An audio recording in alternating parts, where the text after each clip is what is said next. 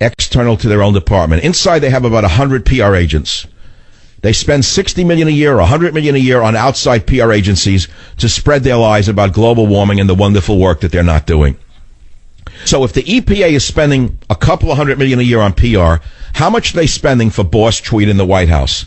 What do you think the PR cost is for Barack Obama to get away with his lies and his subterfuge? $1 billion a year? $500 million a year? $600 million a year? $400 million a year being spent on putting out the big lie, PR agencies? We don't know. That's how he gets away with it. Virtually everything you read in the newspapers about Obama is a lie. Virtually every picture taken of him is a lie. Virtually everything about him. He may as well be the virtual president. He may as well be a fabrication. He is the Capricorn 1 of presidents. He is President Zero in a government zero. I want to talk about the church. I want to talk about geocentrism. I want to talk about heliocentrism. Big words, I know, but they're really simple words. But they tell us everything we need to know now about the big lie. Way back when, going back to when the church taught that the earth was the center of the solar system, it was known as a geocentric position. Geo meaning earth. They taught that the earth was the center of our solar system and that all the planets in the sun revolved around the earth. That was the church's official teaching. And then science came along, elementary science at that, in the Renaissance, and they learned through Galileo and others that, it was Copernicus first, by the way, argued that the sun was the center of the solar system. And that's known as heliocentrism. Helio comes from Helios, the sun god.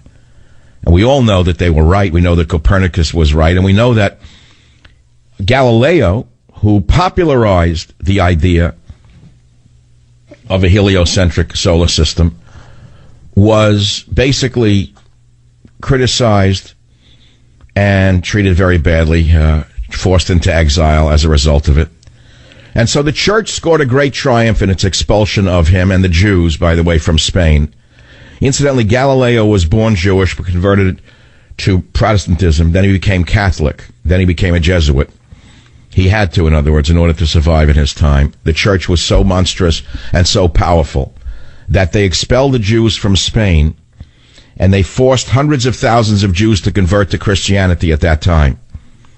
But that was the beginning of the unraveling of the power of the church, and that was the beginning of the modern Western world. What does that have to do with what's going on today? Well, I'll tell you, it has nothing directly to do with it, but it has everything to do with truth and lies. It's the struggle of the truth versus the big lie of the power-mad psychotics who are running the West.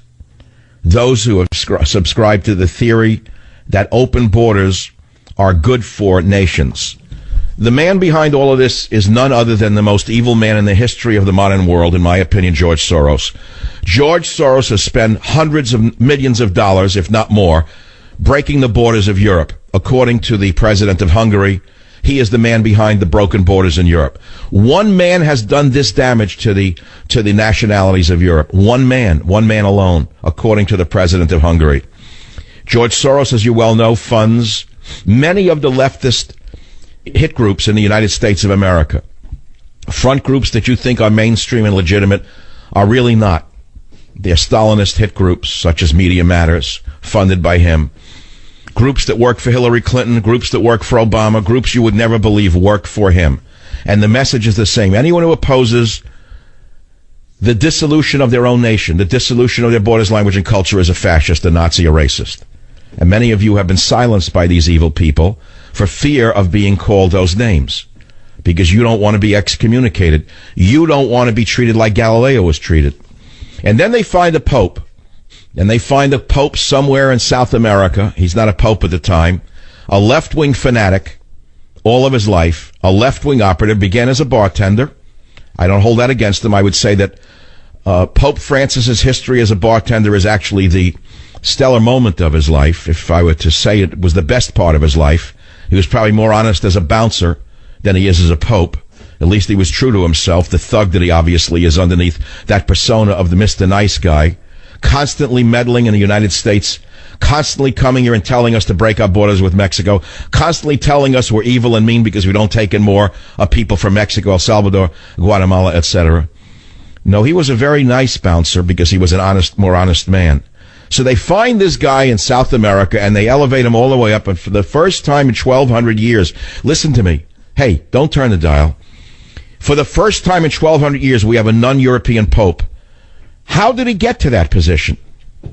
And how did he suddenly become an expert on climate science when he has no training whatsoever in climatology? He knows nothing about climate except that when it rains, his aides hold an umbrella over his head. And why would the Pope push this theory of man-caused global warming, that we're dirty, filthy, rotten creatures destroying the earth? What is he after?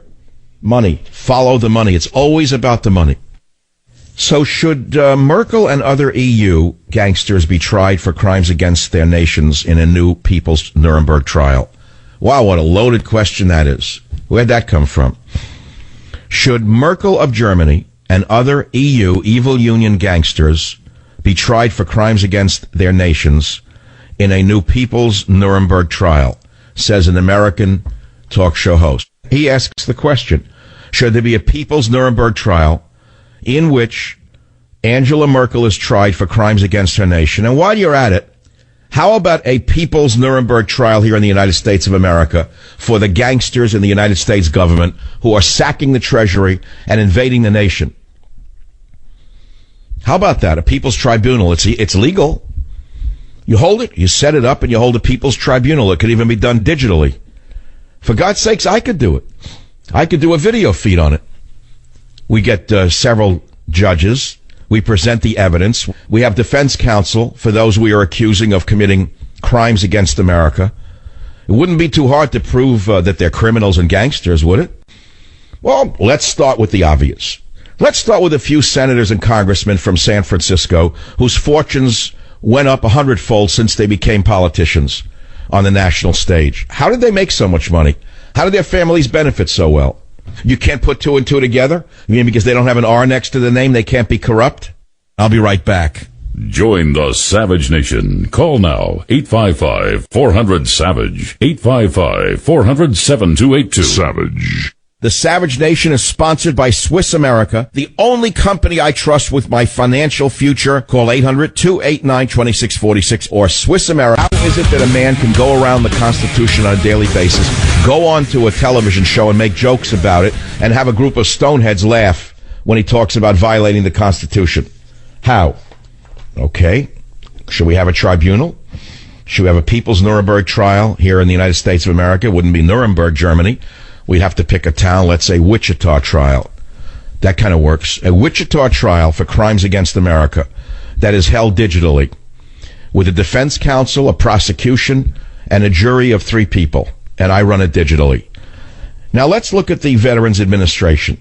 We know it's corrupt. We've heard about it. We've heard about veterans dying in the hallway. We've heard how corrupt the officials are. It's out of the Soviet Union, where they're stealing money by the billions of dollars in ways you could never imagine while vets are dying.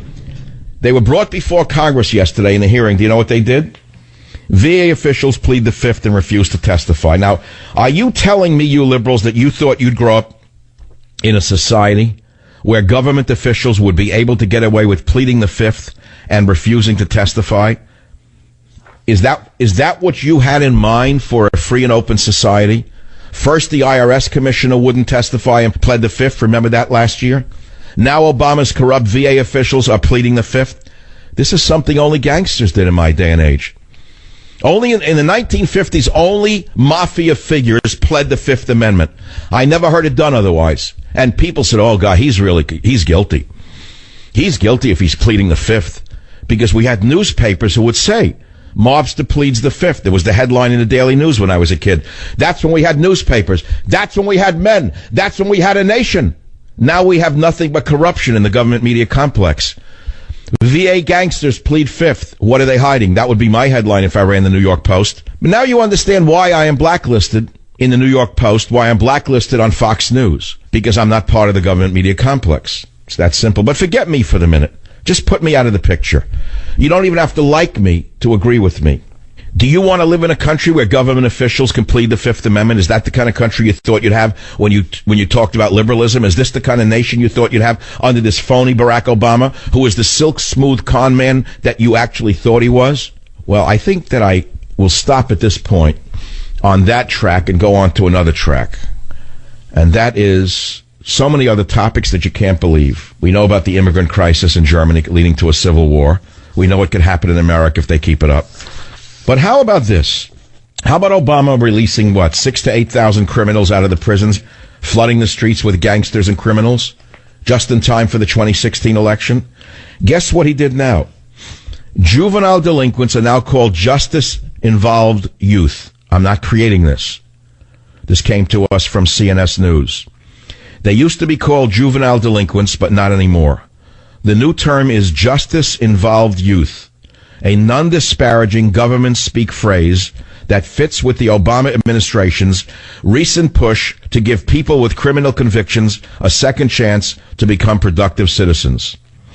Attorney General, that's a laugh unto itself, Al Sharpton Loretta Lynch. Attorney General Al Sharpton Loretta Lynch said, the Department of Injustice is committed to giving justice-involved youth the tools they need to become productive members of society. This is right out of George Orwell's Brave New World. She's using doublespeak.